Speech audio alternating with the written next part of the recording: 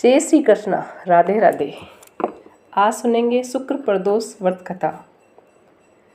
हर माह में आने वाला प्रदोष व्रत भगवान शिव की कृपा पाने का सबसे बड़ा दिन होता है। शुक्रवार को पड़ने वाला व्रत को शुक्र प्रदोष व्रत कहते हैं। इस दिन किए जाने वाले प्रदोष व्रत से सुख, समृद्धि और सौभाग्य का वरदान मिलता है। प्रदोष व्रत की पूजा शाम के समय प्रदोष काल में की जाती है। यह प्रदोष सूर्यास्त से लगभग 1 घंटा पहले का समय होता है, जो प्रदोष काल कहलाता है। धार्मिक ग्रंथों के अनुसार प्रदोष व्रत करने से भगवान शिव शंकर की पूर्ण कृपा प्राप्त की जा सकती है। इससे जीवन में किसी प्रकार का अभाव नहीं रह जाता।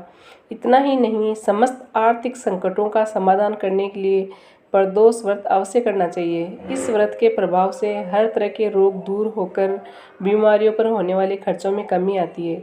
भगवान शिव को ज्ञान और मोक्ष का दाता माना जाता है। अतः अध्यात्म की राह पर चलने वालों को प्रदोष व्रत अवश्य करना चाहिए। कथा इस प्रकार है। एक नगर में 3 मित्र रहते थे, राजकुमार, ब्राह्मण कुमार और तीसरा धनिक पुत्र। राजकुमार और ब्राह्मण कुमार विवाहित थे। धनिक पुत्र का भी विवाह हो गया था, लेकिन गोना शेष था। एक दिन तीनों मित्र स्त्रियों की चर्चा कर रहे थे।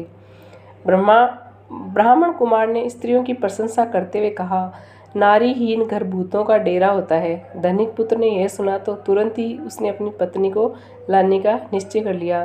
तब धनिक पुत्र के माता पिता ने समझा कि अभी शुक्र देवता डूबे हुए हैं, ऐसे में बहू बेटियों को उनके घर से विदा करवा लाना शुभ नहीं माना जाता। लेकिन धनिक पुत्र ने एक नहीं सुनी और ससुराल पहुंच गया। ससुराल में भी उसे मनाने की कोशिश की गई, लेकिन वो जिद पर अड़ा रहा और कन्या के माता पिता को उसकी विदाई करनी पड़ी।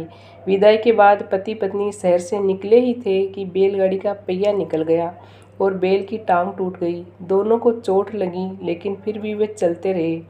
कुछ दूर जाने पर उनका पाला डाकों से पड़ा, जो उनका धन लूट कर ले गए। दोनों घर पहुँचे। वहाँ धनिक पुत्र को सांप ने डस लिया।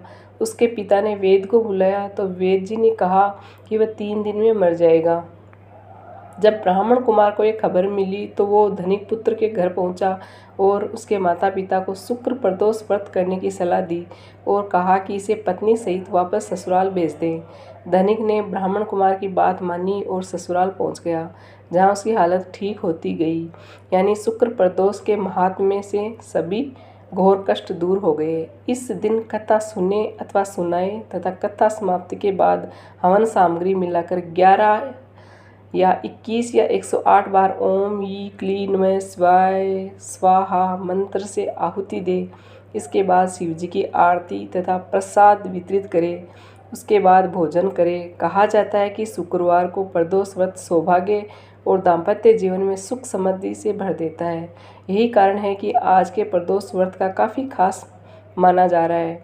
शुक्रवार के दिन पड़ने वाले इस प्रदोष व्रत से सुख समृद्धि मिलती है। जय श्री कृष्ण।